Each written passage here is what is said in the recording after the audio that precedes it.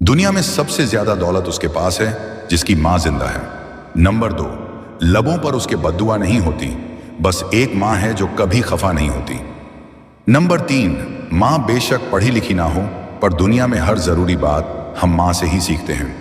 Number 4, मां सबकी जगह ले सकती है, लेकिन मां की जगह कोई नहीं ले सकता। अगर जिंदगी में सच में खुश रहना चाहते हो तो कान खोलकर सुनो और आंखें भी। जहां कदर नहीं वहां जाना नहीं, जो सुनता ही नहीं उसे समझाना नहीं, जो सच बोलने पर भी नाराज हो जाए उसे मनाना नहीं, जो इंसान नजरों से गिर जाए उसे उठाना नहीं। जिंदगी में दुख आए, तकलीफ आए, घबराना नहीं और याद रखना।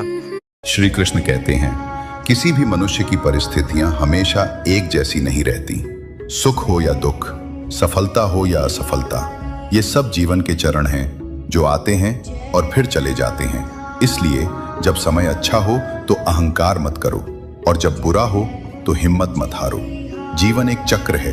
श्री कृष्ण कहते हैं कि एक दिन शिकायत आपको वक्त से नहीं बल्कि खुद से होगी कि एक खूबसूरत जिंदगी सामने थी और आप दुनियादारी में उलझे रहे। ज्यादा खुशी होने पर और ज्यादा दुखी होने पर निर्णय नहीं लेना चाहिए, क्योंकि यह दोनों परिस्थितियां आपको सही निर्णय नहीं लेने देती हैं। गीता में लिखा है, घर कितना भी साफ क्यों ना हो, धूल हो ही जाती है। इंसान कितना ही अच्छा क्यों ना हो, भूल हो ही जाती है। हर किसी का सम्मान करो।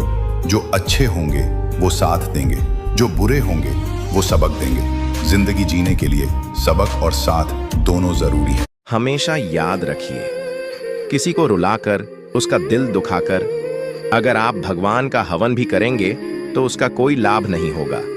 लेकिन अगर पूरे दिन में आपने सिर्फ एक इंसान को भी हंसा दिया तो समझ लीजिए आपको अगरबत्ती की भी जरूरत नहीं पड़ेगी। श्री कृष्ण कहते हैं, यकीन मानो, जो तुम दूसरों को दे रहे हो वही सब लौट कर तुम्हारे पास आएगा। प्रेम दो, प्रेम मिलेगा। दुख दोगे, दुख ही लौटेगा।